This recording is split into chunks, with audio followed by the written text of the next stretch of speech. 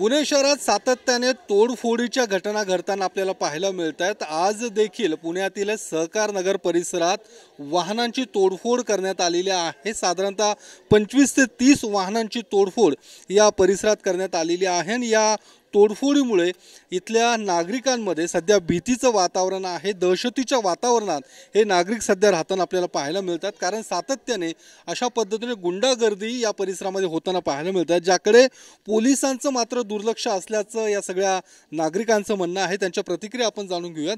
काय नेमकं ज्या पद्धतीने गेल्या काही दिवसांपासून तुमच्या परिसरामध्ये ज्या घटना घडत आहेत, एक भीतीचं वातावरण, भीती वाटते तुम्हाला? हो, भीती तर वाटते। आम्ही शांत झोपू शकत नाही। आमच्या ह्या भागामध्ये छोट्या मुलांपासून म्हाताऱ्या वयापर्यंतची माणसं राहतात, ते अजिबात सुरक्षित नाही आहे। कायम काहीतरी भीती वाटून रस्त्याने जावं लागतं।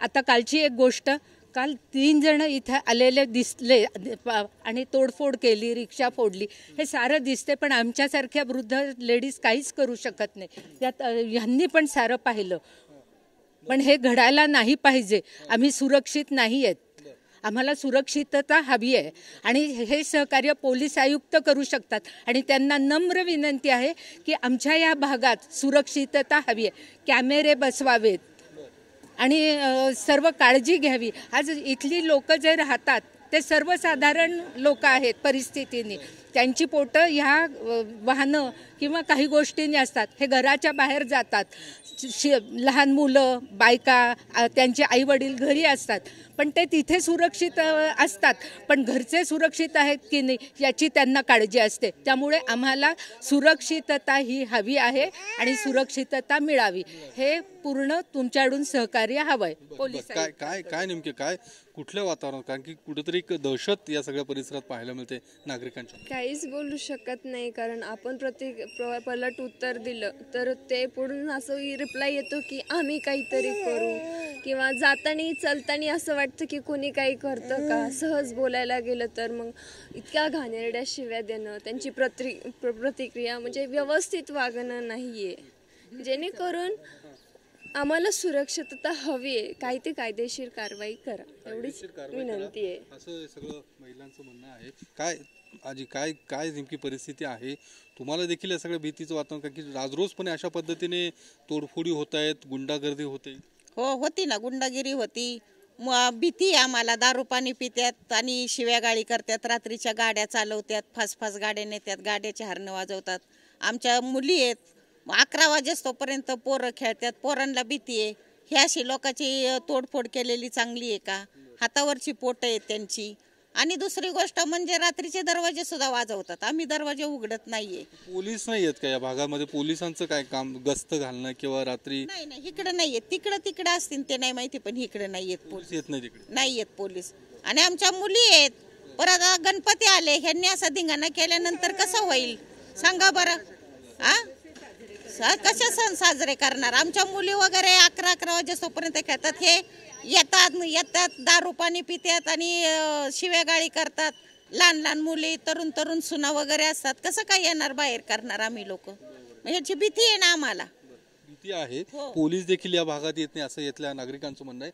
एक नागरिक आता आपल्या सोबत आहेत, त्यांच्या बाबतीत काही दिवसांपूर्वीच एक घटना घडली होती। नेमकी घटना काय होती ती त्यांच्याकडून आपण जाणून घेऊ। काही नाही, नॉर्मल म्हणजे दिवाळीतलेच दिवस आणि खाली शिवेळा वगैरे चालू होती। त्याचा फक्त जा विचारलं किंवा बाबा पुढे जा फक्त म्हणलं तर त्याचा हा असा प्रकोप आहे इथे, की डायरेक्टली वार केलेले आहेत मानेवरती। इथे 2 mm फक्त नस वाचलेली आहे, ही इथे झालं, छातीवरती झालं। हे फक्त म्हणजे की बाबा आपण आपल्याच परिसरात राहतोय आणि फक्त बाबा पुढे जा ही विनंती केली, त्याचा म्हणजे असा हा प्रसाद मिळतोय।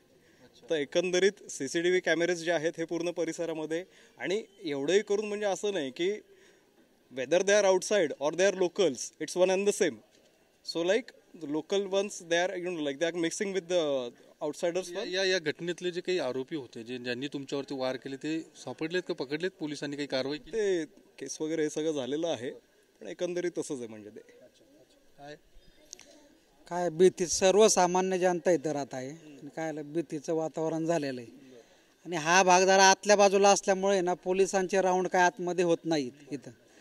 आणि आमच्या बाजूला तानाजीनगरमध्ये CCTV कॅमेरे बसवलेले आहेत, पण ह्या बाजूला CCTV कॅमेरा नसल्यामुळे काय आलं, इथं कधी कोणी येऊन गाड्या वगैरे फोडून येते जात आहे आणि सर्वसामान्यांच्या काय हातावरती पोट आहे त्यांचं. गाड्या फोडून त्यांचं जनजीवन म्हणजे काय मुश्किल खाणं मुश्किल झालेलं आहे त्यांचं. काय काय प्रतिक्रिया तुमची? नेमकी या सगळ्या भागामध्ये सातत्याने या घटना होत आहेत, या गुंड येणं किंवा तोडफोड करणं, राजरोस पण येऊन जाणं. ही पहिल्यांदा घटना नाही, ही मागच्या वेळेस पण घटना झाली होती. आम्ही सहकारनगर सहकारनगरला पोलीस स्टेशनमध्ये आम्ही ही मागच्या वेळेस कंप्लेंट दिली. इथे एक गुन्हेगार होता, तो दारू पिऊन शिवाय देत होता. तर आम्ही त्याला चोप देऊन सहकारनगर पोलीस स्टेशनमध्ये त्याविरुद्ध आम्ही गुन्हा दाखल केला. गुन्हा झाल्यानंतर सहकारनगर पोलिसांनी सकाळी त्याला परत सोडून दिलं. म्हणजे पोलिसांची दहशत किती आहे का गुन्हेगाराची दहशत किती आहे याच्यावर तुम्ही नियंत्रण ठेवायला पाहिजे.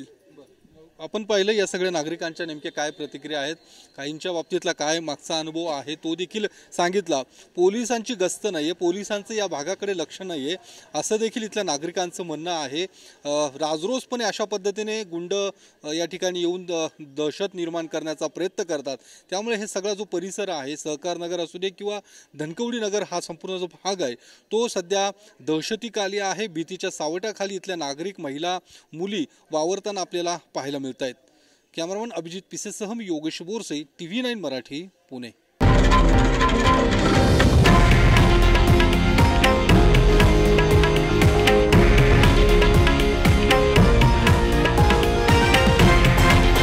हे आहे देशातील नंबर 1 न्यूज नेटवर्क आणि आपण पाहत आहात TV9 मराठी, एकमेव.